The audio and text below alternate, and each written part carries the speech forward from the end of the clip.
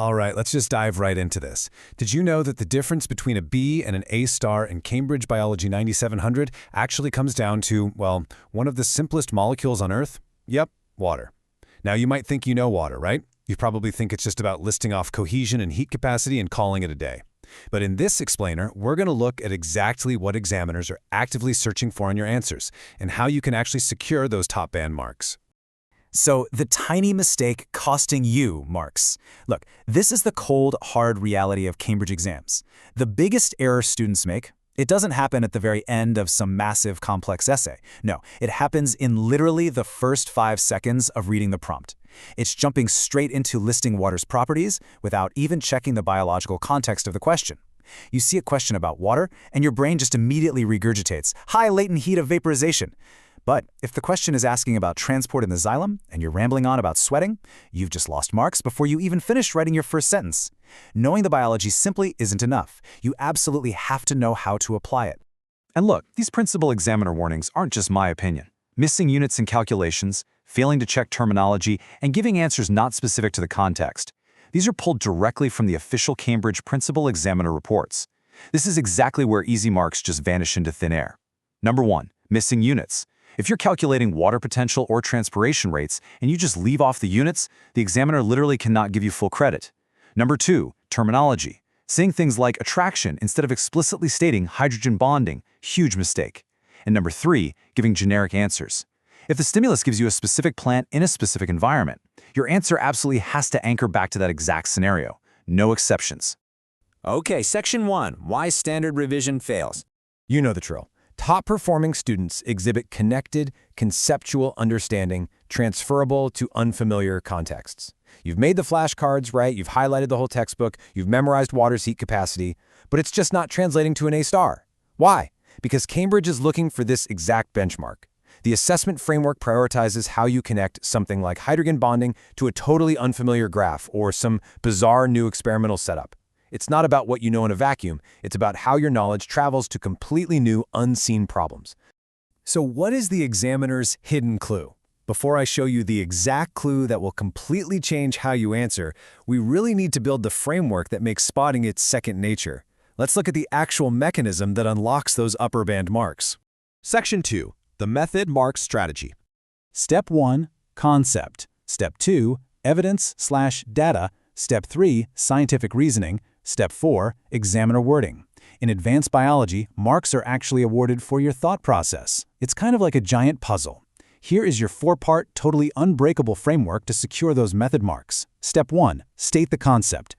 Identify the core biological principle, like cohesion or solvent properties.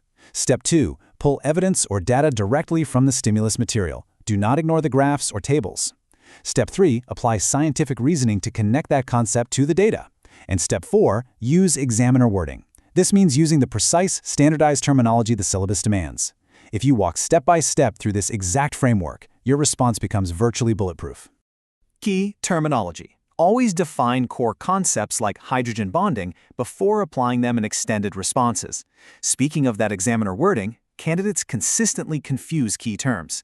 You've got to clearly define core concepts like hydrogen bonding before you start applying them. Please don't just say water bonds. Say hydrogen bonds form between the slightly positive hydrogen atom of one water molecule and the slightly negative oxygen atom of another.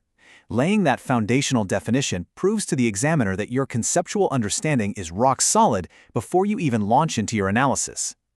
Moving on to Section 3, Spot the Error, Fixing a Flawed Answer. Let's put this into practice and compare a flawed student answer lacking context and correct units versus an improved top-band answer utilizing specific data and examiner wording. I want you to actively look for the missing method marks here. Take the flawed answer. Water cools the plant down because it takes a lot of heat to evaporate. Okay, why does this get a terrible mark? Well, it lacks context. It has 0 units, and it uses really vague phrasing. Basically, it's a describe answer to an explain problem. Now look at the improved A-star answer. Hydrogen bonds between water molecules require significant thermal energy to break. As water evaporates from the mesophyll cells, it removes high amounts of heat energy, providing a cooling effect for the plant. See the difference? It uses specific examiner wording like thermal energy, mesophyll cells, and explicitly mentions hydrogen bonds. It literally uses our 4-step framework perfectly. Here we have a table breaking down the phases: deconstruct to identify given information, solve to execute systematically with clear working, and evaluate to check reasonableness and justify. To consistently generate those top-band answers for higher-order problem solving, you need a reliable methodology. First, deconstruct. You absolutely must identify the given information and break the problem into logical steps. Next, solve. Execute systematically. If it's a calculation, you have to show clear working. If it's an essay, just follow the logical progression of the biological mechanism. And finally, evaluate. Check the reasonableness of your answer and justify your conclusions. This right here is how you prove you're thinking like a real scientist, and not just a student who memorized a bunch of facts. Step 1. Deconstruct question. Step 2. Extract data. Step 3. Select analytical framework. Step 4. Execute clear notation. Step 5. Present correct terminology. Let's reinforce this with a standardized 5-step framework for those really complex calculations. Think of this as your emergency parachute in the exam hall. Step 1. Deconstruct the question. Step 2. Extract the relevant data from the stimulus tables or graphs. And seriously, guys, I can't stress this enough. Do not ignore those graphs. Step 3. Select your analytical framework. Are you comparing means with a t-test or looking for relationships? Step 4. Execute with clear notation. And Step 5. Present your findings using the correct terminology. Whenever panic sets in, you just take a deep breath and fall right back on this exact procedure. All right, Section 4, the unseen mark scheme clue. Did you answer an explain question with a describe response? You see, what truly separates a good answer from a perfect one comes down to this hidden trapdoor.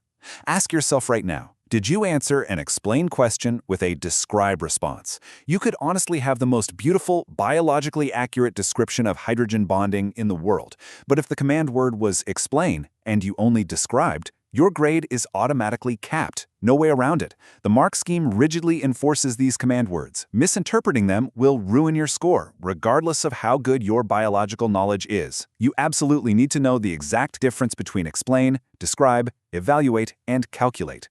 Subscribe to our YouTube channel Ace the Exams at acetheexams_IGCSE to excel in your Cambridge examinations. So the next time you sit down with a past paper, I want you to ask yourself, are you just writing down facts, or are you actually proving a biological concept? Mastering these command words is your mandatory next step to securing that A star. To make sure you never leave marks on the table again, subscribe to our YouTube channel Ace the Exams at acetheexams_IGCSE.